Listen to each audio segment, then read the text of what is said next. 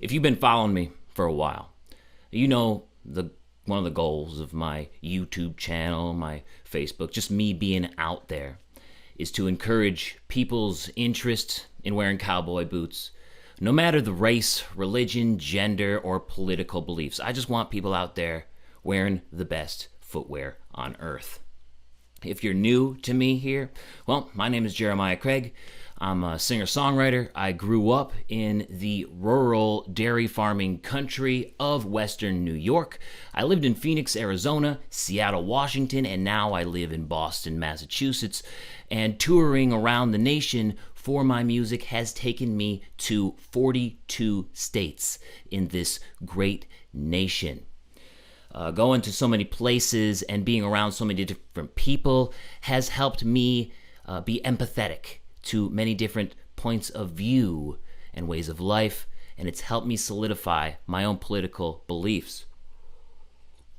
I've been fortunate enough to be surrounded by all types of different people on YouTube, on Facebook, and we all support each other and our enthusiasm for wearing the best footwear on earth, the cowboy boot. There are really active members in this cowboy boot community, and I just keep thinking, what if George Floyd wore cowboy boots and we all knew him in this little niche community? He is from Texas, so it's a possibility that he did rock cowboy boots. And to see somebody die like that in a community, in such a small community, a niche community, would be devastating.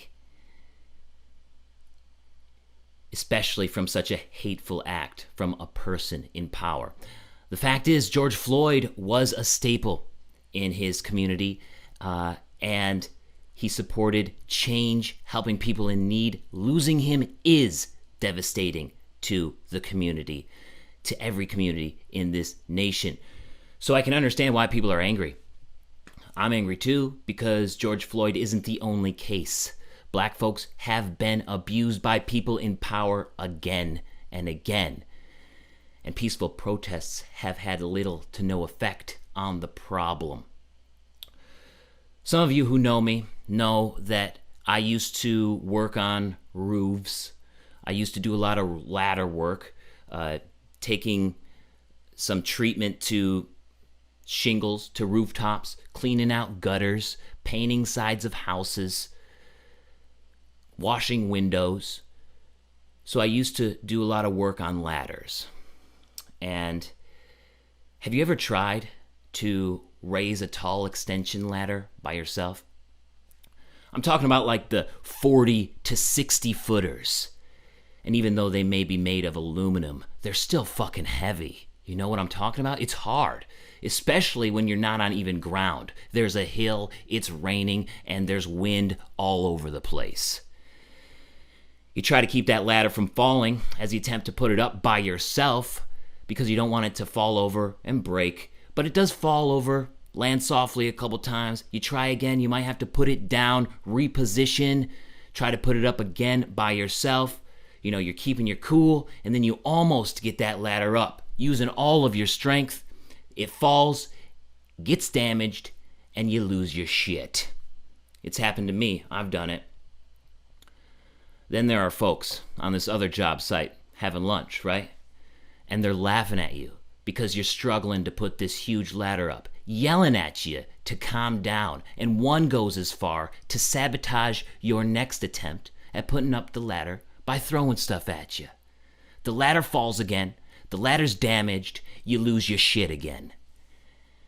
Then that same person comes over and punches you in the face because you're frustrated, losing your shit, and for damaging such an expensive aluminum ladder. That last part sounds pretty evil and ridiculous, right? Wouldn't it be just easier and cheaper and more productive for that person to come help you level out a piece of ground, put that ladder up, so we can all get back to work and accomplish the most possible? Be the person in cowboy boots, walking by, witnessing this struggle. Tell those others to fuck off and just help put the goddamn ladder up. You might say, well, these are human lives, not ladders, Jeremiah, which is exactly why this situation is so frustrating. Trump's message last night calling for martial law against U.S. citizens was a punch in the face. It's a card played by the most evil communist dictators in history and the most un-American thing that he could do. And he wants you to back him by saying it explicitly protects your Second Amendment right. Now, I'm a huge fan of the Second Amendment, and I know that it was actually made for moments like this when the government tries to overextend its power and use military force against its people. Nobody's trying to take your Second Amendment rights. He just doesn't want you to use it against him and the military that he calls in against his citizens. In my mind, this is not an issue of all cops being bad, and I'm not going to diminish it to one bad apple. There are plenty of great law enforcement professionals in every community who are very important to each one of those communities. To me, this is an issue of evil and racist beliefs being allowed in positions of power, which keeps people from putting up that ladder. All Trump has to do is listen instead of punching a frustrated, struggling person in the face. All he needs to do is say, "How can I help?" Now, I'm no Democrat. I don't even like talking about my beliefs because I often disagree with both sides on different issues. But I do like to see smaller federal government, which refrains from overstepping. This martial law is a huge overstep and has surpassed the issues of politics. This is a human rights issue of a frustrated people, a frustrated country. Please be one who helps. It's basically what I want to say here. If you haven't imagined George Floyd or any other of the victims of this evil as a part of your community, please try, because they were. The community of this nation. Take a couple hours out of your day and share whatever it is that you're good at in a way that helps equality and a way that helps end evil in positions of power. Help put that ladder up so we can all get back to work for a better tomorrow. Now, I know that this might split some of my audience, and I've come to terms with that. I'm prepared to lose subscribers and followers over this. I have built a platform, and I cannot watch as our leader, as the most powerful person in the world, take steps against his country. I think that is uncalled for. It is a ridiculous notion to see this happening in America. So I felt like I had to share this, and if it makes you angry, I'm fine with that. I understand if you want to unsubscribe. I needed to share this though because I want to see this country in a better place. And part of making this country a better place is rooting out the evil in positions of power.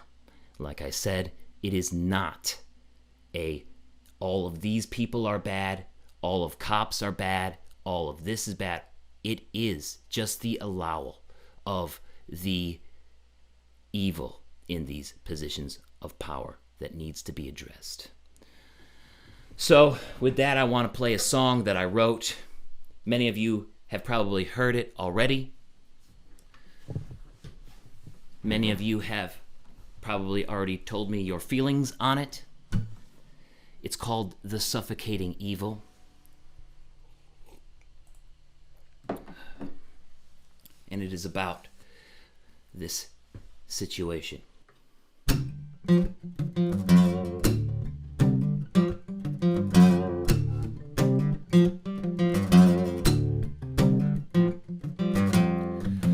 crooked shield on a crooked cop, kneeling down to evil, stealing freedoms insured. The forgery is his motto of protection, since the suffocating evil was allowed to serve. The crooked shield goes crooked to the top. There were 4 on Floyd, but the POTUS makes 5, condoning shots fired at his citizens, already in fear for their lives, broken and breathless to finally see change. The suffocating evil stays knee-deep in hate, keeping people down in constant pain. If there's no justice, then this evil remains. The power seethes this evil. Don't be deceived by this evil. It's a disease to the people. Can't breathe with this evil. It's a suffocating evil.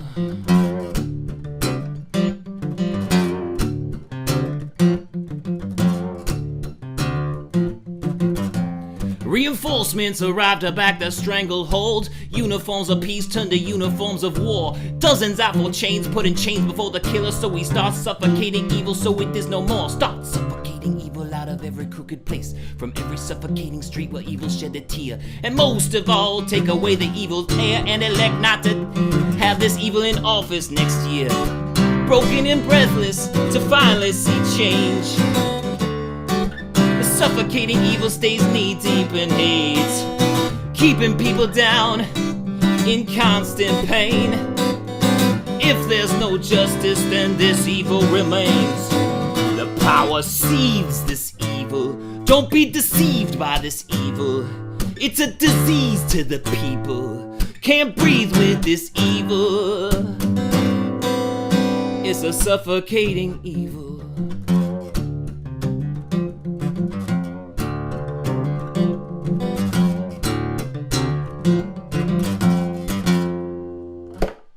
Do good and have a good day. Thanks for watching and spending your time with me today.